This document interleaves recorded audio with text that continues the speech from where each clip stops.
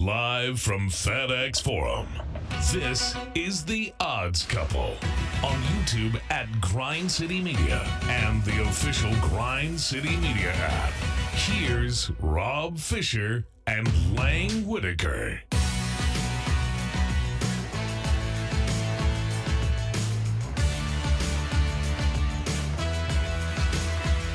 Hello, good people. That's a single fish. I've been trying to change the tenor of this Monday show since it began, and it just hasn't worked. It's the more intimate odds couple. Intimacy. Welcome to the show, everybody. Let me turn that. That was me. That was you. Yeah. I turned it out the ringer a minute ago, and it's still ringing. Oh, yeah. Turned it off. Welcome to the show. This is the Odds Couple, the Monday edition of the program. We got a large program for you. We are down to the Final Four in the NCAA tournament. We got another tournament that starts tonight. I don't know if y'all are aware of this, but Which one? we might fill out a bracket for it. Oh, 16 it's the teams one in where Vegas. you get the money. The Crown. Yeah. Yeah, looking forward to that. We'll discuss that because I got action on those games tonight. Right. Also, we'll talk a little baseball. We got baseball underway, first full week of Major League Baseball. What else we got? We got the Grizz taking on the Boston Celtics tonight. We'll talk a little Grizz. Masters coming up. Masters is coming up. Yeah, we got a lot of stuff going on. So we also got Who Said It on the show, the game show that has swept the nation. And then some nuggets as well. Free picks at the end of the show. I always forget the free picks, but that's the most important part of the show because we are the odds couple. We give you winners. We give you free picks at the end of the show. I'm picking all the teams that use the cheating bats. Oh, yeah, the cheating bats? The Yeah, the Yankees. torpedoes? Yeah, the torpedo bats. Yeah, the torpedo bats the Yankees are using. My goodness. I'm Rob Fisher. He's Lang Whitaker. Hello, Lang. Hey, yeah, the torpedo bats I don't know, something seems wrong with those things. Somebody from MIT invented them. And apparently Stanton used one last year. Yeah. But now, like, the Yankees are using them and just hitting, like, crazy amounts of home runs. And all the other players have apparently requested them. So I think we might see them across baseball soon. In baseball, we'll do nothing about it. Yeah. And then we'll have home run records for like 5 years and home run chases that are going to be amazing, chasing down Bonds. And baseball fans will go crazy. And then baseball is going to come back and say, nope. The torpedo bats were cheating. Well, no, the one thing... all those players that used them aren't going to the Hall of Fame, and all of them that used them were cheaters. No, because the cheating, like, Mark McGwire, for instance, or those players, they were told, don't cheat, don't take steroids. They weren't. Yeah, oh yeah. There was collectively bargained. It was in the thing. These are the things you're not allowed to take. Well, he didn't. He took androstenedione. Allegedly, they took some things. But the bats are okay. It's like it has to be a certain weight and a certain length, and they just redistributed it from the handle down the thing, so it looks like a bowling pin now. Yes, and it's got a bigger sweet spot.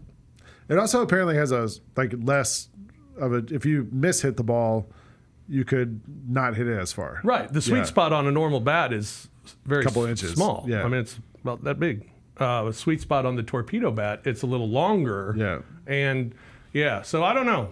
It'll be interesting. CJ Hurt is here. Your thoughts on the torpedo bat?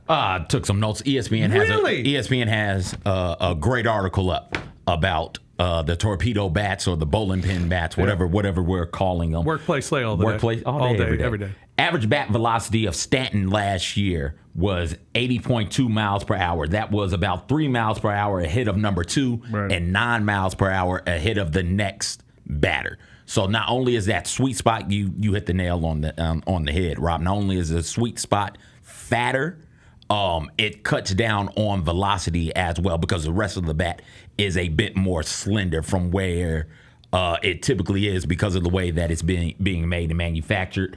Ryan Jeffers, Twins catcher, is also using this bat, and he's only 1 for 8 on the season. Yeah, but he's not good. You still have to hit the ball. That's the part, right? You still have to be good enough to hit the ball. That was the thing with the whole steroid era too. That people like me would always make the argument of you still have to hit the ball, right? Yeah. So not just Stanton's bat velocity last year. But this year, the five Yankees who have been using this torpedo bat, they've all seen their bat velocity go up as well. And I flunked out of pharmacy school twice. I took physics. I did really well in physics.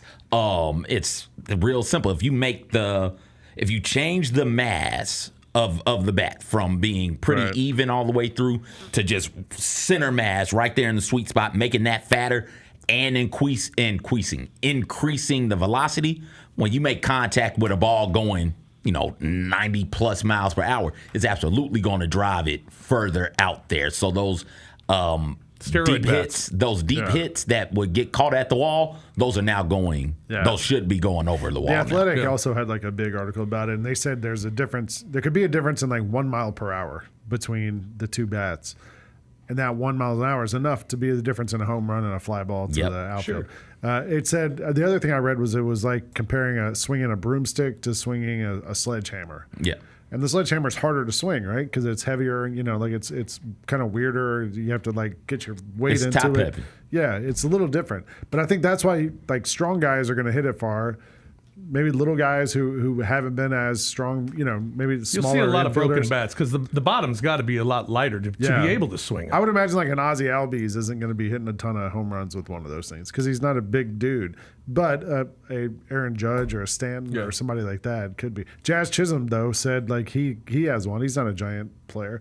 And he said it feels the same. He was kind of surprised. Swinging it felt the same from his old bats. Right. So it's all about the sweet spot. And with the sweet spot having more weight also, increasing the velocity, you hit that ball, it's going to So we should just bet on the Yankees, though, for the next couple of weeks. weeks. Whoever's got the torpedo bat, do your research. There are other players getting them. You brought that up, Lang, right? Like there are other players getting them. The guy who's a Michigan graduate, who's an MIT professor, who's making the bats. That was the part that guy got. They were like, this guy has a crazy work history. He was a professor at MIT, and he worked in the Michigan engineering department. I was like, oh, did he work with Connor Stallions? Yeah, absolutely, baby. Absolutely. Don't break them. Just bend them rules, dog.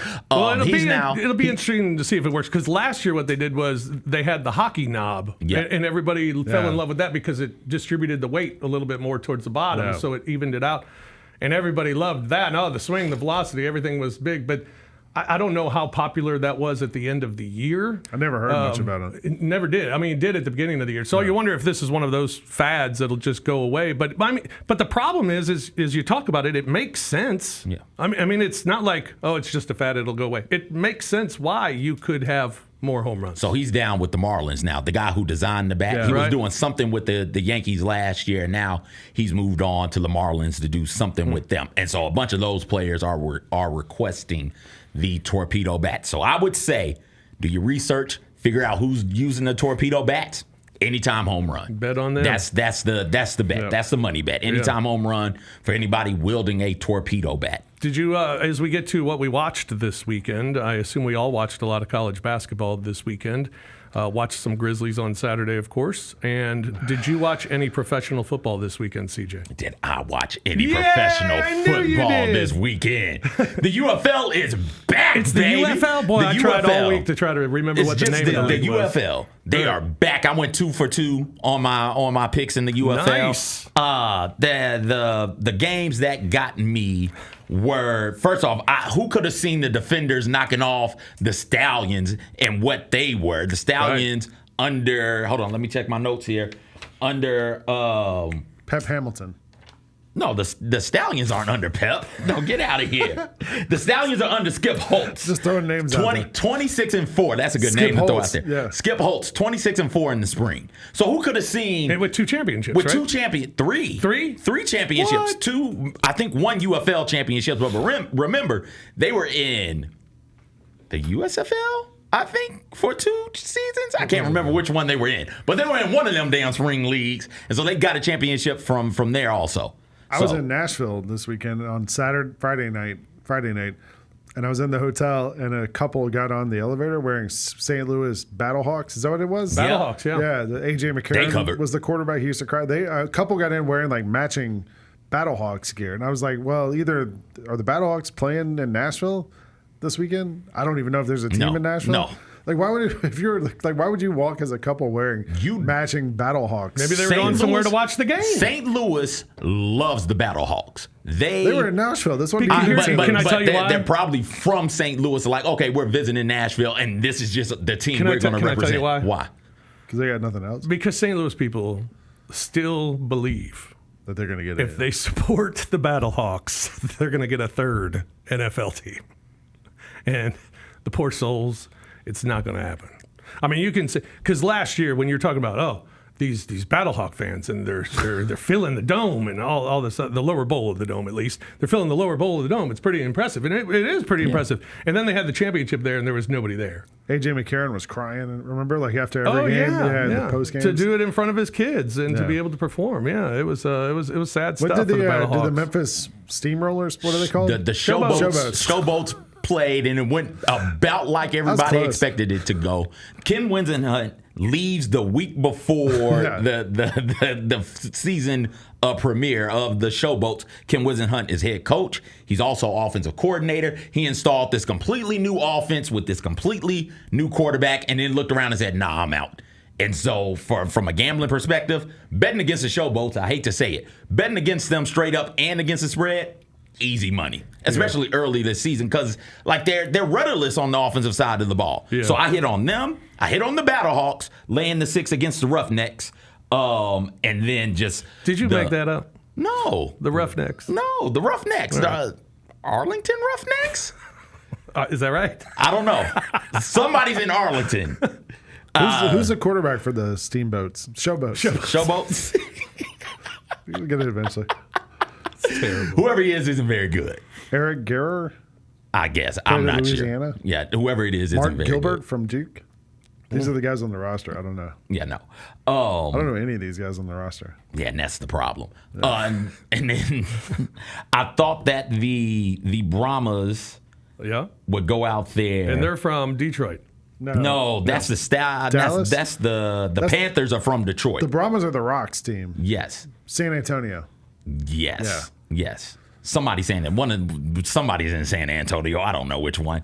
But yeah, I had the Brahmas laying the 3, and they just went out there and got smacked, I do believe, by the Renegades. I heard the Showboats practicing the other night. My son had a baseball game in the Cooper Young area, and there was like this loud music and stuff, like "Welcome to the Jungle" and stuff. Maybe it was like the game ops people, but we were like, what is going on at the Liberty Bowl? It had to be game ops. And somebody was practicing in the Liberty Bowl. So nice. What day? It was like last Thursday. Yeah, they don't practice here. Oh, everybody's in one city, and then they fly in for the games, and then fly back to the practice. So who's city. the coach now? That part I don't know. Jim Turner. Is that right? Yeah. Is that a real person? Do you think? Jim Turner. I have no idea. I just watch the games, Lang. I'm gonna think so. I don't pay attention. It says he was the offensive line coach, and now he's the interim head coach also. Yeah. All right. Anyway. Okay. So 2-2 on picks from the UFL. So the good news is now on Thursdays on the Odds Couple, even though we sound like we know nothing about the UFL. Even though it sounds like we know nothing about the UFL, CJ already 2-0 on his picks. He's the one 2-2. Oh, 2-2. He's the one that breaks it down each week, and he has the picks each Thursday. So you have that to look forward to now on the Thursday show. I'm so excited. Great slate of games this week, Rock. Can the Stallions bounce back? I don't know. Yeah, they got the Panthers, I do believe. The Panthers, one of those teams, be on the lookout for. Be on the lookout for them. All right. What do we want to do? Let's just get to our big beats. All right. We got 3 big beats from the weekend in sports. One, old school. We'll just start with old school. That's the Detroit Tigers. You know, I don't even know if you guys are familiar with this, but for me, I'm very familiar with it. The Detroit Tigers had dirt between home plate and the pitcher's mound. I read about this. The only team in the league that has dirt between home plate and the pitcher's mound. No, they've now gotten rid of it. I saw it was a staple at Old Tiger Stadium. They brought it into the new Comerica Park. And now it's gone. I saw an interview with the team president of the Tigers, and he was talking. Talk about it? Yeah, he was like talking to the fans at like a season ticket holder event, and somebody asked him about it, and he was like we liked being kind of different and being the only team to have it, but they were like, why'd you get rid of it? And he was like, it was really simple. The players didn't want it. Players don't like it. The players don't like it. Well, I don't know imagine why. pitchers don't like it because if a ball comes back up the middle, it just goes hitting the faster dirt or instead something. of being on the grass. Yeah, it's not as true. Maybe harder to bunt. Like because that could be. The grass would deaden the ball. But they also brought back but they got rid of that. And then they brought back. They had like an old Tiger sign that was at the old stadium, and they renovated that and brought that back. Oh, okay. So, well, but they did got rid of the dirt. Okay. Yeah, they did. When you said old school and you said Detroit, I thought you were going Pistons. Because they look like the bad boy Pistons. Bad boys now. last night? Yeah, they're like out there fighting everybody now. That was kind of Isaiah fun. Stewart's just going to fight you. It doesn't matter what. I was texting one of the directors over the weekend after that moment, and he and I both came to the realization we've never seen Isaiah Stewart do anything other than fight. Yeah. Right? We're not watching the Pistons play basketball. I'm assuming he can play because he's out there. I don't know. But I've never seen a highlight package of Isaiah Stewart. I've never seen him in the background of somebody else's highlight. I've never seen my man set a screen, get a rebound. I've never seen him do anything but throw hands when time comes to throw hands. That's all I've seen him do, and I love him for it. Clip on Twitter going around today, and it was like Isaiah Stewart highlights. It's just all fights. Yes. Like, there's no basketball at all. No. But he must be okay. Well, he's going to get himself a nice suspension. Nah, that's fine. As a repeat offender. That's fine. It's going to be a good He one. doesn't care. Yeah. He's walking off the court letting you know, like, we're the Pistons. It's Detroit basketball up in here. Stop playing with us. He averages 6 points, 5.5 rebounds.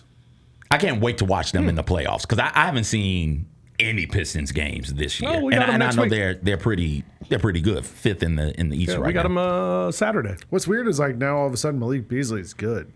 Like, you know, this is a guy who, like, on all these other teams, he's been okay. You know, has his moments. Like, he's one of the main players for this Pistons team. Cade Cunningham's been really good for them. Yeah. I watched them actually live. Jaden Ivey got hurt, and I was like, oh, well, that's going to suck. They're going to start losing, and they haven't. Like, they've been good. It's been impressive. All right, number 2 on our beats, Goodbye, Friends, is our next one. Jim Nantz, the voice of, God, I can't wait till Monday. Why?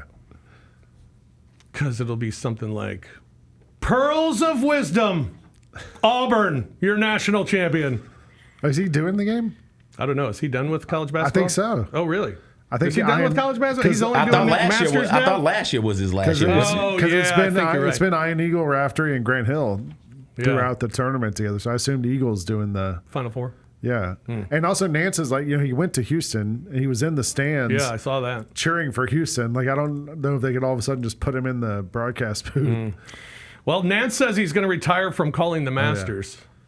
In 2036. Yeah.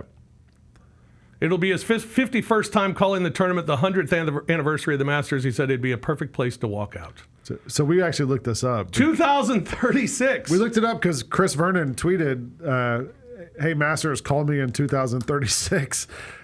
In that 2036, I believe it was Nance is going to be 75 years old. Like, I wasn't even sure how old he was now. Right. He's in his 60s, I guess. So that'll carry him until he's 75. Which, you know, golf's a pretty low lift for an announcer. I would assume you're the professional here. You can do it for a while. Yeah, right. Vern Lundquist did it for a long time. There are a lot of guys that have done it for a real long time. Yeah. All right, third beat. It's our weekly MVP look, and this week the argument goes to SGA. 10 times in NBA history. When did we start doing a weekly MVP look? It's been about 5 weeks now. Lang, thanks for paying attention. Pay attention, Lang. We've I've hosted done it the for show a while. for like the last 3 weeks. We have not done it. The last 5 I've done it. You just don't remember. No. The last 5 I've done. The 10 times in NBA history, the scoring champ has been on a team with 60 or more wins. 9 out of those 10, those player won the MVP. The only one that didn't, Michael Jordan in 1997. So that's SGA. I think weirdly that the Thunder being as good as they are works against SGA and as deep as they are. Because they could be really good without him. They're good every deep. game. Doesn't matter who plays, who's hurt, who's in the lineup, who's not. They win. They're good. Like, it doesn't. I mean. And yeah, he's great. He's been really good for them. I don't even like the foul merchant thing. I do think he's a foul merchant too, but that doesn't count against him in my book because everybody does that. Yeah. But I think if you look at the Nuggets, to me, like, they're so much more tenuous if somebody's out. Like, they need Jokic. They had that one game he didn't play and Westbrook carried them and they got the win. But for the most part, like, if he's not playing, they don't really have a shot. They haven't been great all season, really. But the Thunder have just been killing everybody. And maybe you say, like, hey, it's top down. You know, SGA sets the tone. That's the reason we're as good as we are. You reward the best players on the best teams. Yeah. But to me, it works against him a little bit in my mind. I don't know. It'll be interesting. I think, well, what works against Jokic, the biggest thing that works against Jokic is that he's already won it. And he doesn't play defense at all. Well, yeah. There's that. But he is amazing. Yeah. That pass he made last week was just... That shot he made the other night, full court. Did you see that? Yeah. He's ridiculous. All right, we're going to take a break. Or no, I didn't. Yeah, I did that. That was the third one. Hey, before we go, Jim Nantz. His last call of the Final Four was 2023. Really? Yeah. We didn't even know. So he didn't do it last year. I'm pretty sure he didn't do it. I still love predicting what he might have said. Pearls of wisdom. Pearls of wisdom would be a good one. So you're saying Auburn's going Get out the broom and sweep Houston away. Janai. Yeah, something cheesy like that from Hello Friends. All right. All of the Cougars are excited about this Houston team. Right? Like that would be something like that. Yeah. I see a ton of Cougars in the stand. I'm going to go celebrate with them. That's something Brent would have said. Brent may have gone that way. Musburger, yeah. All right, we'll take a break here on the Odds Couple. We'll come back. We'll talk NCAA tournament. Also some fish nuggets coming up. That's straight ahead. Here on the Odds Couple on Grind City Media. Grizzlies fans know it's the team that gives you the edge. Big River Steel does too. And much like the Grizzlies have recruited legendary talent, we want you to be part of our team. Are you ready to be part of something legendary? Then visit www.bigriversteel.com. That's www.bigriversteel.com.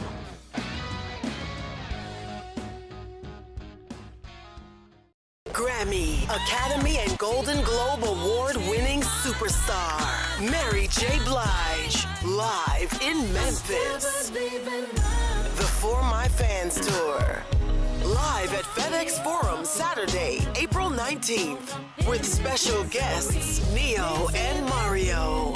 Get tickets now at livenation.com. The iconic Mary J. Blige for one night only. Sonic Radio. Welcome back to Sonic RNDIO. That spells radio with me, the CIO. This just in, the new Sonic $1.99 menu lets you build a crave-worthy meal for just $1.99 an item. Whether that's a creamy shake, crispy tots, or a quarter-pound double cheeseburger. This just out. Ostriches. They're mean, not very cute, and in my opinion, way too big for a bird. Don't miss the Sonic Fun 99 menu. 5 items, always $1.99. Live free, eat Sonic. Tax not included. See menu for details. Grizzlies fans, dunks, dimes, and no looks are great on TV, but nothing compares to catching them IRL. And that starts with buying tickets at Ticketmaster, the official ticket marketplace of the Memphis Grizzlies and the NBA. Ticketmaster gets you to the game so you can catch every highlight in person. From seeing your favorite Grizzly stars up close to hearing the squeak of the sneakers on the hardwood. Put that jersey collection to use and get tickets at Ticketmaster. There's no better brag than saying you saw it live. See you courtside, Memphis. Welcome back to the Odds Couple on YouTube at Grind City Media and the official Grind City Media app. Here's Rob Fisher and Lang Whitaker. Welcome back, everyone, to the Odds Couple. Monday edition of the large program. We're with you on Thursday afternoon as well at 2 o'clock as we will preview the weekend. On Mondays, we recap what happened over the weekend. And the big thing that happened over this past weekend was getting down to the Final Four in the NCAA tournament, as the Final Four is now set. I assume there are the finals from the action. Auburn over Michigan State. You had Florida by 5 over Texas Tech, Duke by 20 over Alabama, and Houston over Tennessee by 19. Which game stood out? What was your most entertaining game you watched? The game that stood out for me was that Houston-Tennessee game, because at one point, I think it was like under 12 minutes left in the game. Holy hell. Is Tennessee going to get to 50?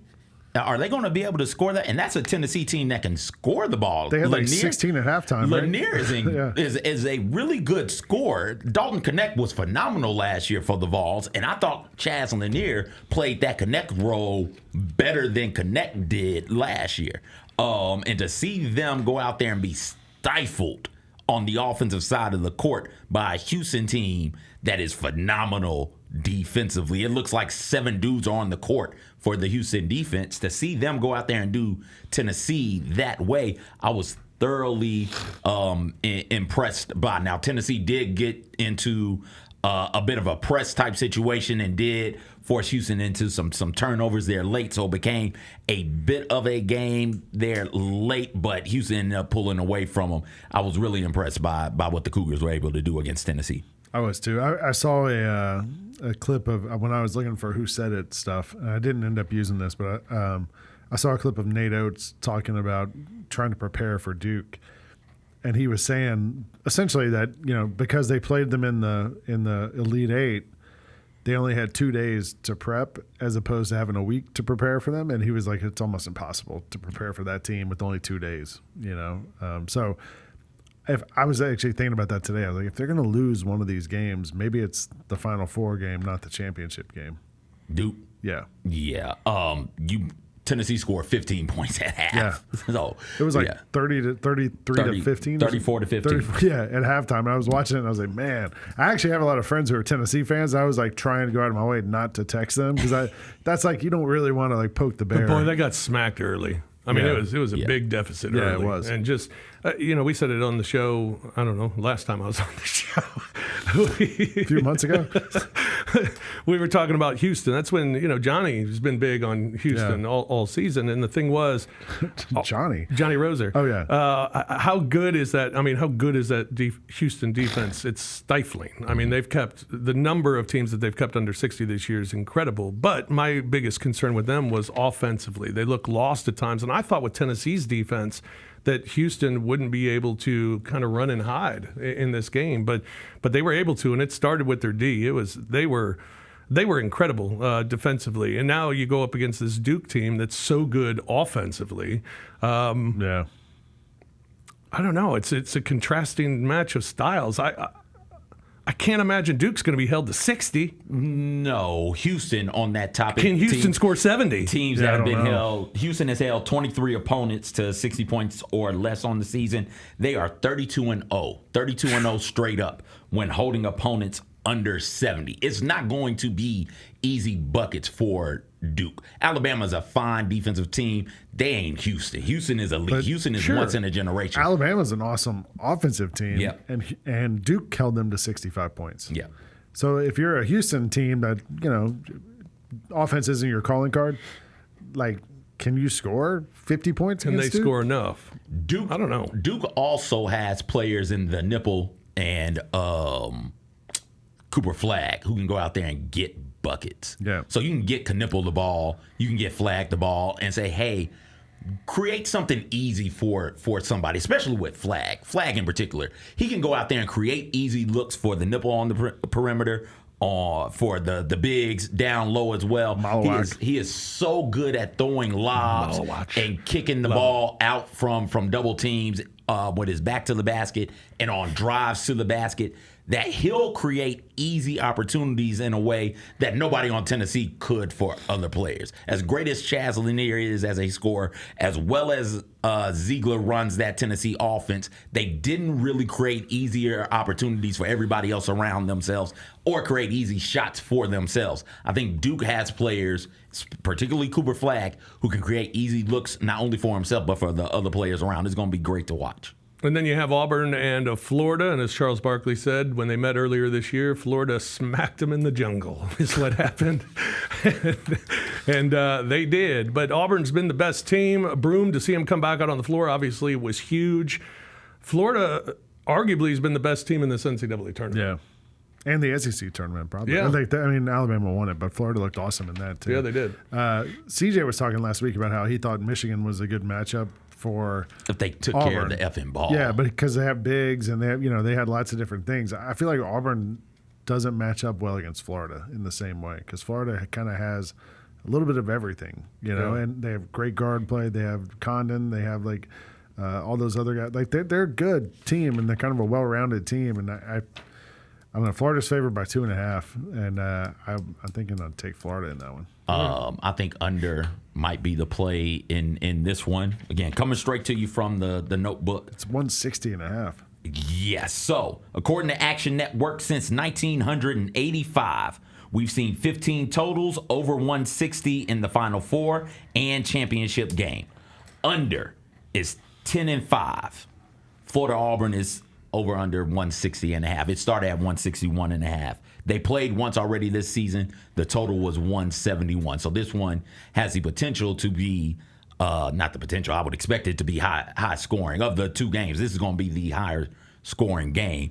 160 points is a whole lot of points to be getting in a team total type matchup. Yeah. So I think under is the play there. All right.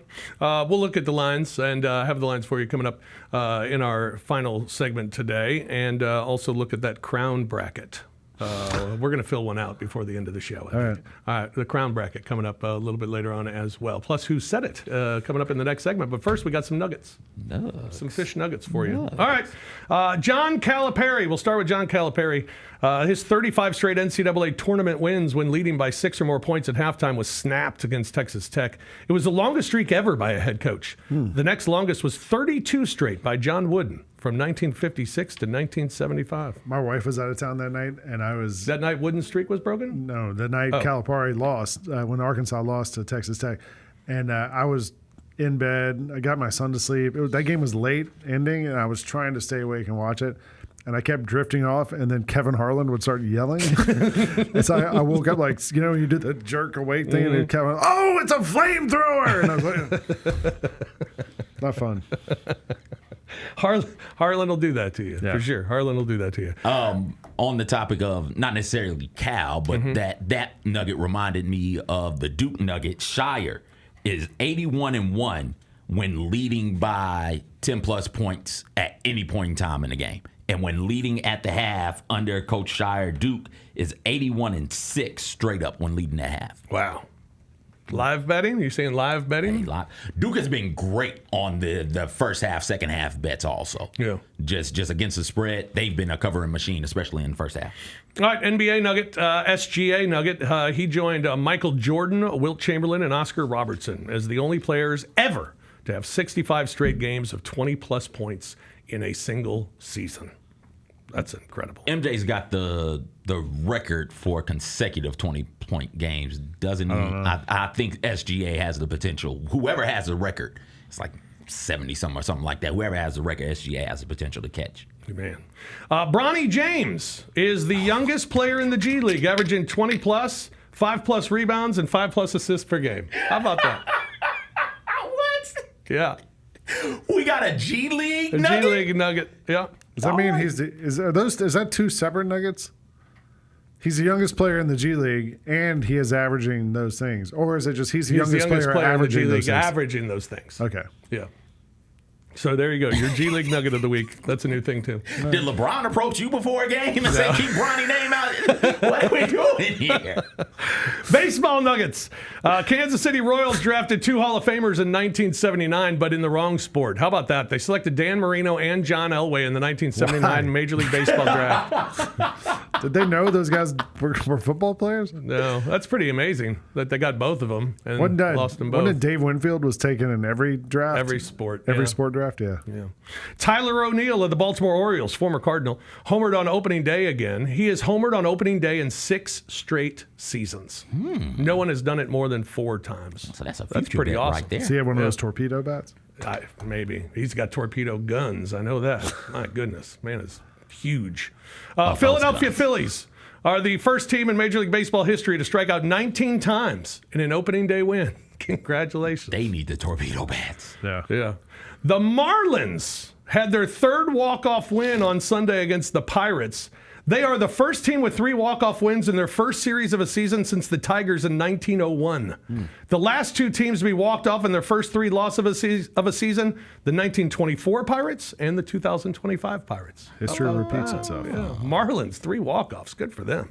And on Friday, congratulations, the Chicago White Sox were over 500 for the first time since their win on opening day in 2023. They started the season 1-0. They are now 1-2. Yeah. So they're back under 500. That streak didn't. Is that a broken ATM? White Sox? Yes. Yeah. Okay. Yeah. But the problem is the money's going to be so bad. Yeah, it's not going to. Yeah, not really. But if I had a parlay, right, just absolutely throw them onto a parlay with somebody else. I feel confident. And the Sacramento A's. And the A's, the A's and the Sacramento A's. Oh, I forgot about that. Sacramento A's. They're best too. Go ahead and throw them down too. Yep. All right. All right, we'll take a break. When we come back, it's the game show that has captivated America and beyond, for that matter. Yep. It's Who Said It? That's next here on The Odds Couple on Grind City Media. Grizz Nation gets set for tip-off 1 hour before every Grizzlies home game with the warm-up show. Get the latest news, notes, and analysis live from courtside at FedEx Forum. Who's going to be the tougher team that rebounds and prevents second chance opportunities? Join me, Lang Whitaker, with Michael Wallace, Jessica Benson, and other personalities from Grind City Media, Memphis, and around the NBA. 1 hour before every home game, live at Grind City Media on X, YouTube, and the official Grind City Media mobile app. Kroger shoppers and Grizz fans, want exclusive last-minute discounted ticket deals texted straight to you during the Grizzlies 2024-2025 season? Sign up with the new Kroger Buzzer Beater deal. Fans can sign up by texting Grizz to 636-479 or visit your local Kroger store in the Delta Division and scan the QR code. By signing up, you agree to receive recurring automated promotional and personalized marketing text messages from the Memphis Grizzlies. Consent is not a condition of any purchase. Message frequency varies. Message and data rates may apply. There's no substitute for experience, the knowledge gained from having been there before, and the passion to share what you know to make everyone around you better. It's true in basketball. It's true in banking. Grizzlies Checking from Pinnacle. Play hard. Bank easy. Open a Grizzlies checking account with at least $100 and a recurring direct deposit by August 31st, and you could receive a $200 direct deposit bonus into your account. Details at grizzliesbanking.com. Member FDIC. Thanks for showing up, Memphis. Nothing beats catching your Grizzlies IRL, and nobody knows that better than you. So next time you want to hit up a game, Ticketmaster's got your back with tickets to every upcoming matchup. Whether you're catching the Grizzlies at home or on the road, you'll find tickets at Ticketmaster, the official ticket marketplace of the Memphis Grizzlies and the NBA. Keep putting that jersey collection to use and get Grizzlies tickets today. There's no better brag than saying you saw it live. See you courtside again soon, Memphis. The new issue of Slam, the cover dropped, and it is our friend Jaren Jackson Jr. on the cover. And shout out to you, Lane. Yeah. You kept, well, I mean, we knew about it, but you kept this a secret the whole time. Yeah. So shout out to you for I wrote putting this story. together. We did the photo shoot a couple weeks ago here on a Sunday afternoon in the practice court. The Sneak Fest show, live Tuesdays at 2 p.m. on Grind City Media on X, YouTube, and the official Grind City Media mobile app.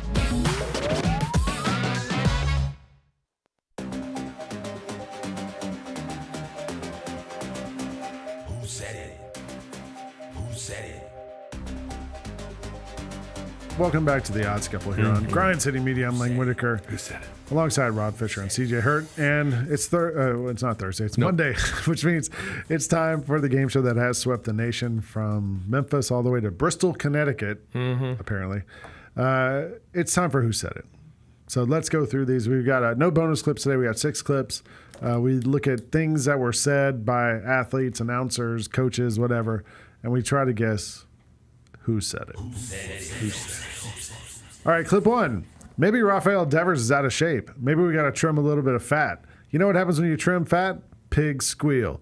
You trim fat, pigs squeal. That's what you're looking for, your pigs to squeal. They hit home runs. Who said it? I saw this. Very clearly it's baseball. Yeah, it's somebody. Yeah. It was somebody who was on MLB Network, I believe.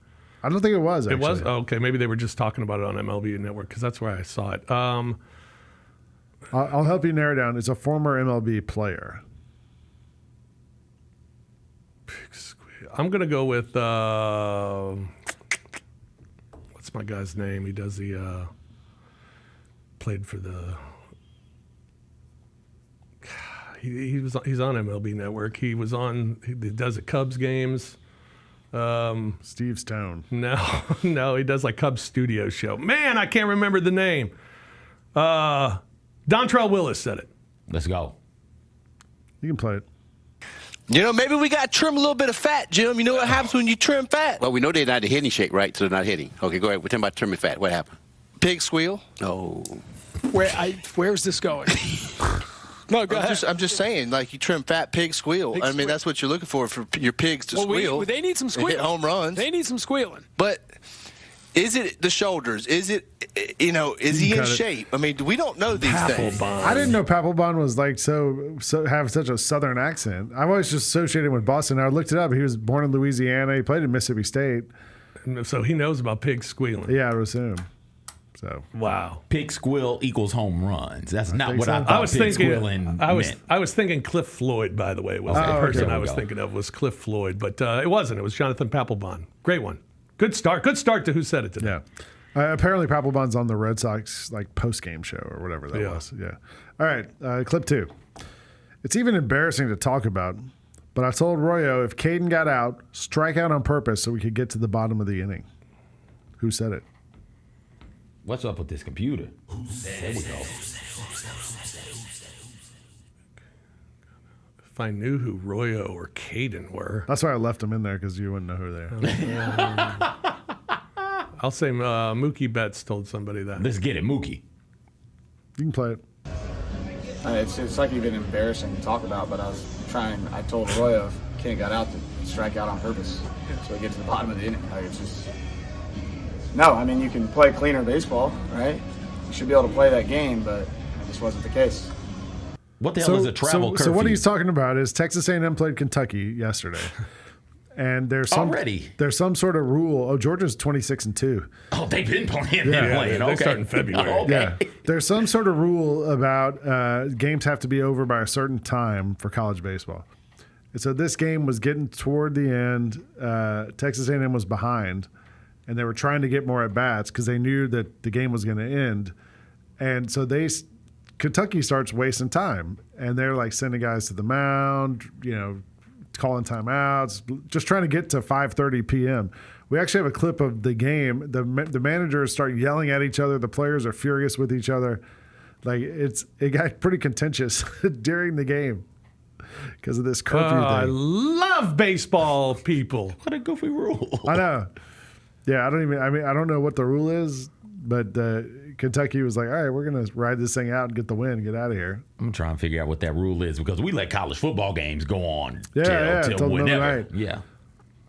College football makes more money than baseball, though. So. All right. A little bit. Yeah. All right. I wasn't going to get Michael early. Yeah, nobody was. I'll be honest. But I thought maybe one of you had seen that because it was kind of going around. It was funny. I always like it when coaches are just angry during the media availability and they get pissed off. All right, clip 3. Reporter says, Coach, this is the second straight year you were eliminated in the Elite Eight. Coach says, is that terrible or is that good? The reporter says, it's terrible. Coach says, how many Final Fours you play in? I know this one. Who is it? Do you know this one? I do believe it's a homie up at Tennessee. No, Kim Mulkey. It's Mulkey? Yeah. Of course it's Mulkey. Oh. Yeah. Shamona. The best part is she actually says how many Final Fours you play in. Sports. Coach, it's the second straight year you guys get eliminated in the Elite Eight. Yeah. Is that terrible or is that good? Terrible. Is it? How many Final Fours you play in? None. So it's probably pretty good, huh? Yeah. All right. I like that was like the sip of the tea, like the meme of drinking tea, but it was a Powerade or something. But yeah, how many Final Fours you play in? Just the slow drink. We got some good women's games tonight. I got some free picks on those also. SEC has a rule called the Getaway Day Travel Curfew. States no new inning can start after 4:30 local time of the final game of a series on a Sunday. This is to ensure the visiting team can travel home without any potential delay. So I guess since college they can football, get to class. So I guess since college football is on a Saturday, it doesn't matter. Yeah. But college basketball tips off after 4:30 on Sundays. Baseball ain't flying charter either, though. Okay. Yeah, there's a lot of guys, too. They got to take a bus or whatever. Yeah. Because we can't do virtual learning. Yeah. All right. Clip 4.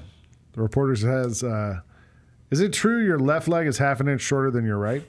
And does that affect your game? The player says, oh, yeah, that's true. All the teammates are up there, and they're all totally confused. What's going on? The player says, I don't share everything with you guys. It's not jaw. His is the arms, where his left arm is longer than the right one. I've never heard that. Yeah, I'm pretty. Either his left arm or his left hand is significantly longer or bigger than his right. Have you ever heard this, Rob? No. I'm pretty sure I'm not making this up. Why would I make that? I'm almost 100. Now you guys got me second guessing myself. One of his arms is longer than the other one because he broke the dominant hand. John Moran says his left hand and left arm are bigger than his right hand and right arm, and that's why he goes left so often. He broke his right arm as a kid, and so it healed, but it didn't grow the same way that the left one did. Huh. Yeah, where did I hear that from? If not from one of you guys. Yeah. You guys are my go-to Grizzlies knowledge. It wasn't us. I don't know who the hell I heard that from then. Had to be Pete. Ask Pete if he knows. He was on The Pivot, and he revealed this. I don't know what The Pivot is. Oh, that's the Ryan Clark podcast. Oh, but I heard it before he was on the Pivot. I don't know. Okay. Huh. Interesting. Yeah. Anyway. Who's this? Who's left leg? Who's got a leg one half an inch shorter than the other one? Does that affect your game? Baseball? No. Got to be basketball. Yeah. It's basketball. I'm going to go Crier. Why the hell not? I'll go Broom. Okay. All right, run it. Jermonte TCU on SI. Haley, I read that your Kelly left Van leg is Lith. like a half inch shorter than your right. Is Yeah, it tougher wait. to fade one way or the other, or like drive one way or the other? with Yeah, that's true. Wow. It's a long story, you guys. I don't share everything with you. Okay. Both of the teammates looked over immediately. They're like, wait, stunned, yeah. What? Apparently, but she said it does make it harder to go one way than the other, and when you're shooting like a fadeaway or something, it has an effect. Interesting. Huh. Clip 5. Reporter says, apparently we have the same appetite for candy as a certain player. Did you hear? The coach says no. Reporter says, apparently he eats 4 or 5 candy bars a day. He said that on a podcast.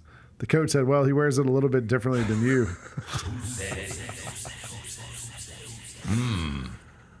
I'll tell you this, NFL. NFL. No. We're doing the meetings right now. They're talking about rules changes that may affect I'll gambling. go Harbaugh. John Harbaugh. That's a good one. John, not Jim. Hold on. Wait a second. No, I'm going John. You John going Harbaugh. John? Yeah. Okay. I'll roll with it. Let's go, John. Apparently, we have the same appetite for candy. Me and DK, you hear about that? No, I didn't. Apparently, he eats 4 or 5 candy bars a day. Really? Not me. Really? That's what he said on a podcast. He wears it a little differently than you.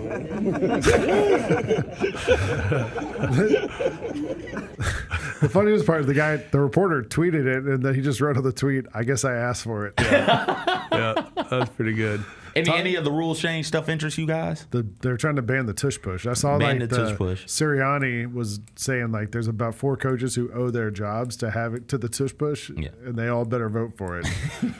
So he said, I know we got at least 4 votes. I actually almost included that in the thing, but it would have been too obvious. There's talks about overtime, changing regular season overtime to match the postseason overtime. But just make it like college. And then there's What, that there's no tie? Yeah.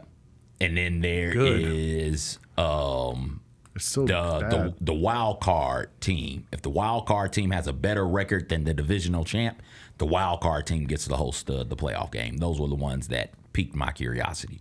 So if you're 9-8 division champ of AFC South, you go on the road to the 11-6 team. No longer do they have to come to you.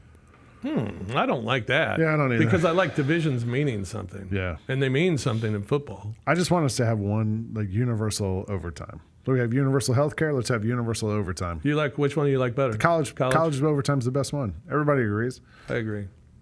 Even when they started monkeying around and they made it now where you have to go for 2 after the second overtime, Yeah. like that works too. Well, I don't like that because that affects over-unders. Yeah. Usually in the wrong way. Because if you're at overtime, you've probably already lost the under. Yeah.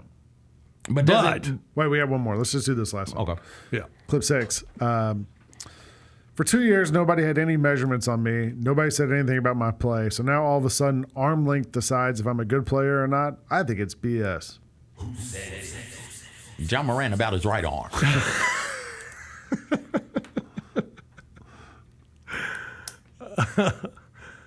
I think it's Cooper Flag.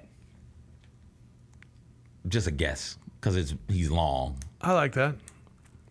And I'm assuming that we didn't measure him like that in high school, and so now we're watching him up close. It's like, all he is long. You can run it. You as a prospect. For Will 2 Campbell. years, nobody had any measurements on me, and nobody said anything about my play. So now all of a sudden, an arm length decides if I'm a good player or not. I think it's BS. But any decision makers in the NFL, they don't really care. It's all people who don't coach, and they don't coach for a reason. Dang. I'm taking that guy top 5. Wow, Will Campbell. Bring it. That was pretty good. That was really good. Have you guys taken a look at the odds on the number 1 pick in the NFL? No. Cam Ward, according to odds from FanDuel, is a minus 1350, number 1 overall pick. Yeah. So it's looking like the odds makers saying Cam Ward's going one. Wow. So. All right. That's But it. he should go one after that. Huh? He should go one. I mean, that was good. I've seen him go like 2-3, like to the Patriots apparently like him. A couple of the top teams like him. Good for Will Campbell. All right, that's going to do it for Who Said It. Very nice. Yep. Good stuff, Lang. Very nicely done. All right, we'll take a quick break. When we come back, we'll look at the lines for the Final Four. Also, The Crown gets underway tonight. We'll tell you about that. I watched the first. That's that show on Netflix, right? No, this is the new basketball tournament. The Crown. The Crown. Yeah. We've had multiple seasons of The Crown. Anyway. No, this is different. The Grizz schedule and also free picks we'll give you as we get out of here today. This is the Odds Couple on Grind City Media. Debo traded from San Francisco to the Commanders for a 5th-round pick. There's no other sport where you would get a player of his ilk for a 5th-round pick. Over under total yards for Debo. If they set it at 1,000, you think he hits that over? Total yards? Total yards from scrimmage. Total yards. Yes. Okay. Yes. The Odds Couple, live at 2 p.m. on YouTube at Grind City Media and the official Grind City Media app. Kroger shoppers and Grizz fans, want exclusive last-minute discounted ticket deals texted straight to you during the Grizzlies 2024-2025 season? Sign up with the new Kroger Buzzer Beater deal. Fans can sign up by texting Grizz to 636-479 or visit your local Kroger store in the Delta Division and scan the QR code. By signing up, you agree to receive recurring automated promotional and personalized marketing text messages from the Memphis Grizzlies. Consent is not a condition of any purchase. Message frequency varies. Message and data rates may apply. Shinedown. Dance Kid Dance Tour. Live in Memphis. FedEx Forum Saturday, August 30th. With special guests, Bush and Morgan Wade. Get tickets now at livenation.com. Shinedown, live in concert. For more, visit shinedown.com. Thanks for showing up, Memphis. Nothing beats catching your Grizzlies IRL, and nobody knows that better than you. So next time you want to hit up a game, Ticketmaster's got your back with tickets to every upcoming matchup. Whether you're catching the Grizzlies at home or on the road, you'll find tickets at Ticketmaster, the official ticket marketplace of the Memphis Grizzlies and the NBA. Keep putting that jersey collection to use and get Grizzlies tickets today. There's no better brag than saying you saw it live. See you courtside again soon, Memphis. I never in a million years would have ever thought that John Cena's final run would be as a heel. I love it. I love it. Once they saw this from The Rock, they knew it. Everybody knew it except for Cody, which was so good. Great camera work by WWE. And then the kick. Yeah, I don't think WWE gets enough credit for the camera work and the production quality. I mean, it is incredible. Tune in to Grind City Wrestling weekly on the Grind City Media app and on the Grind City Media YouTube channel. Welcome back to the Odds Couple on YouTube at Grind City Media and the official Grind City Media app. Here's Rob Fisher and Lang Whitaker. Some free picks coming up here in moments. Going to look at some of the lines coming up for the action this week as well as we wrap things up here on the Odds Couple. Don't forget, we'll be back with you on Thursday. We'll be talking a lot of Final Four on Thursday. Also, CJ will have his UFL picks. UFL, right? UFL picks coming up on Thursday, so look forward to that. We'll have our Final Four picks, our National Championship picks come next Monday on the show, so make sure you tune in Mondays and Thursdays from 2 until 3 here on the Odds Couple. All right, we got the Final Four this weekend, this Saturday, and the lines that came out, you got Florida as a 2.5-point favorite over Auburn, and you have Duke as a 4.5-point favorite over Houston. The over-unders are much different. Auburn at 160.5, the Houston-Duke game at 136.5. Any line... Any of those four, the totals or the lines, you think stand out? We talked about it some over the 160.5. I think under is a play on that Florida-Auburn line. And as far as game that I'd most likely pick, I'd probably take Houston plus the 4.5 over there. I think that if Duke wins, I don't know which one to win, but if Duke wins, it'll be a close one-score game. 4.5 is a bit too much to give against a Houston team that is really, really good defensively, and they're efficient offensively. They don't shoot a whole bunch, but when they do, the ball goes into the net. So give me Houston plus the points against. I kind of feel the other way. Okay. I just feel like, dude, they're the hottest team in college basketball right now, and they're just killing everybody. They are. They are. We got another tournament going on right now. It starts today. Women's tournament? No, it's called the Crown College Basketball Crown. The College Basketball Crown. There's a bracket and everything. It's being put on by Fox. And we got one game going on right now. Utah taking on Butler. Utah leads 46-42 at the half. Also today we have, G-Dub against Boise. That's George Washington against Boise. We have Nebraska against Arizona State and Georgetown against Wazoo. The whole left side of the bracket, they're playing in this first round of the college basketball crown. They can't have any SEC teams because they all made the NCAA. Because they all made the NCAA tournament. That's exactly right. Yeah. So you can fill out brackets. If you lost in your bracket, fill one of these out and hurry. Don't tell anybody about it because Utah's already leading Butler by 4 at the half. Why don't they wait and do this now? And just have teams who don't make the Final Four all could be in it. St. John's. So get the teams who've been eliminated already. Who've been knocked out.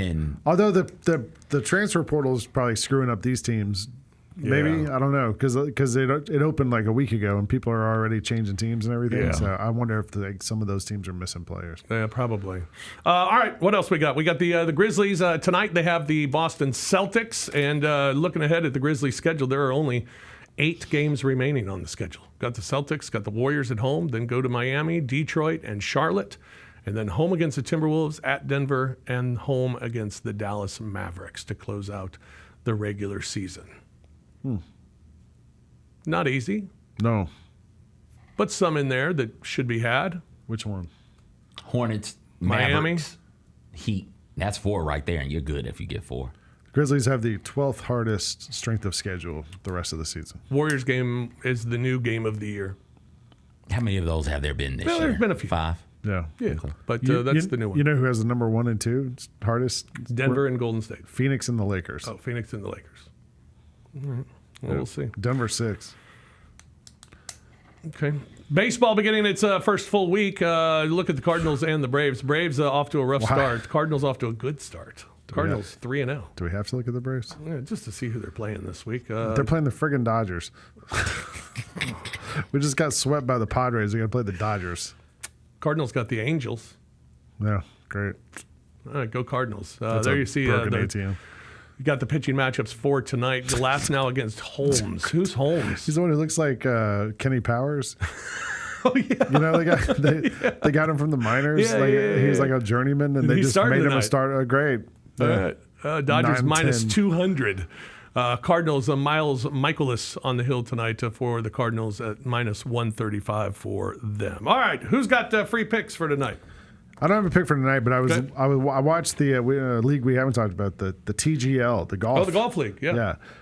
Somebody who kind of caught my eye in there was Justin Thomas. His team ended up winning the championship.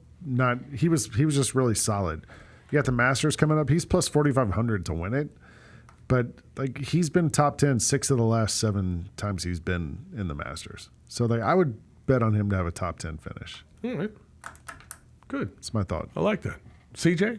Tonight, women's tournament, Paige Beckers and UConn are minus 14.5 against USC. They're minus 14.5? Minus 14.5. And you can't make that line big enough for me. Paige Beckers, her last 2 games, 74 points on 50, 40, 90 shooting. UConn defensively, the best defense in opponents' points per game and 4th best defense in opponent field goal percentage per game. USC missing Juju. Give me UConn laying the 14.5, and then I'll take Texas straight up against TCU. Parlay them, $10 bet will get you a $14 win. So knock yourselves out. I think TCU, that line is Texas minus 7.5. I think TCU is good enough to cover, but I like Texas to win outright. Man, that's too bad. I got Juju and USC winning the championship in my women's bracket. Yeah. That's not going to happen, probably. and I'm in first place currently. Yeah, ACLs are. Tonight's about the night, right? Terrible. It's going to all end. 14.5, though. 14.5, yeah. Wow. That UConn team. If she was healthy, what would that line be? UConn still favored? UConn and USC played earlier this year. UConn blew, I want to say USC blew 18-point lead, I think. One of them blew a lead, and UConn ended up winning by like 2 or 3. So if she was playing neutral court, I guess UConn would still be favored, but maybe 5.5, 6. Yeah. Wow. All right. I got a couple for you. A couple picks from the Crown, the college basketball Crown. I'm going Nebraska minus the 6.5 against Arizona State. And my play of the day is Washington State plus the 3.5 against Georgia Tech. Got a hockey pick, Stars minus 1.5 tonight in Seattle against the Kraken. And baseball pick, Houston over San Francisco at minus 125. Take Houston over San Francisco today. Going with the Astros, Blanco over Hicks tonight for the Astros over the San Francisco Giants. All right, there you go. There you have it. That does it for this edition of The Odds Couple. Thank you for tuning in today. Don't forget, we'll be back with you again on Thursday from 2 until 3. Until then, for CJ, for Lang, I'm Fish. Have a great afternoon. Go Grizz. Enjoy your bets. Good luck with all your bets. Enjoy all the action. And have a good day. This has been The Odds Couple on Grind City Media. USC blew the big lead, but they still won by 2 in the matchup. So.